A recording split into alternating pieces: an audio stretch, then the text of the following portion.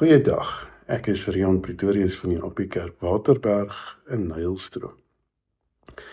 Ek wil vandag met die 2 Samuel 11 vers 2 tot 4 lees en jy kan gerus ook maar weer die hele hoofstuk gaan lees. En teen die aand, toe Dawid van sy bed opgestaan het en op die dak van die paleis wandel, sien hy van die dak af 'n vrou wat besig was om 'n bad te neem. En die vrou was baie mooi van aansien. Dawid het ondersoek laat doen na die vrou en hulle het gesê, is dit nie Batsheba, die dogter van Eliam, die vrou van Uria, die Hetiet nie? Daarop stuur Dawid boodskappers en laat haar haal.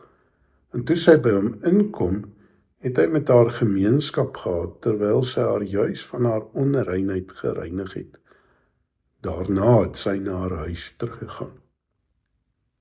Die moderne mens weet nogal heelwat van die man se behoeftes, en om dit redelik op die voorgrond te druk. Die media maak jy seker dat 'n mens weet dat jy maar agter jou oë aan mag leef, aangesien dit tog is hoe 'n man gemaak is. Wel, Dawid het presies dit gedoen. Hy het vir Batsheba gesien terwyl sy besig was om te bad en dit het 'n vonk in hom laat vlam vat. Daardie vrou wou hy hê. Al het hy niks van haar geweet nie. Nes Simson eintlik. Niks. Nie eers die feit dat sy 'n ander man sin was, het hom gekeer om haar te wil hê nie. Ja, selfs al was sy ook 'n baie betroubare soldaat se vrou. Al wat vir hom getel het, was haar liggaam en sy liggaam. Wat die gevolge kon wees, dit was nie belangrik nie. Hoeveel seer kry hy sou veroorsaak, daaraan het hy nie op daardie stadium gedink nie. Al wat getel het, was sy behoefte. Sy behoefte moes bevredig word. Seker die toppunt van selfsug.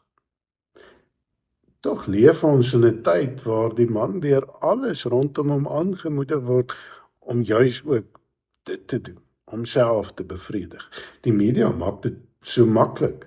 Jy hoef nie eers op 'n dak te klim en 'n vrou te gaan soek vir wie jy kan afloer nie. Jy hoef nie deur 'n sleutelgat te loer nie. Dit is baie maklik selfs daar waar jy heeltemal alleen is, deur middel van tegnologie. Pornografie het die maklikste en goedkoopste verslawing geword en ons word vertel, niemand hoef eers daarvan te weet nie. Buite natuurlik jyself en die Here. Maar die samelewing het selfs nog verder gegaan met kleredrag wat die vroulike liggaam aanloklik en uitermate begeerig maak en so die man uit te daag. Dis amper asof Batsheba haar bad om elke hoek en draai gaan neersit het. Die wêreld waarin ons leef, moedig die man aan om ontrou aan sy vrou en sy gesin te wees en homself te bevredig, homself eerste te stel. Die effek is hartverskeurend, met gebroke vroue en kinders, huwelike wat uitmekaar spat. Daarteenoor het God uit die nageslag van Dawid sy seun gebore laat word, hierdie einste Dawid. Hy het nie sy behoeftes kon bevredig nie, selfs nie eers daardie behoefte waar hy gewens het dat die lydensbeker by hom moes verbygaan nie. Hy het uit liefde opgetree, en hoewel hy nooit getroud was nie, tog getrou geleef, sonder selfsug. Hy het 'n rein en heilige verhouding met die vroue rondom hom gehad, so 'n lewe soos wat God van ons verwag het. Dit wat hy van elke man vra, dit het die Here Jesus kom doen. Deur hom is daar hoop vir die man wat worstel. Deur hom het ons 'n boodskap teenoor die samelewing. Deur hom kan ons bid vir elke man.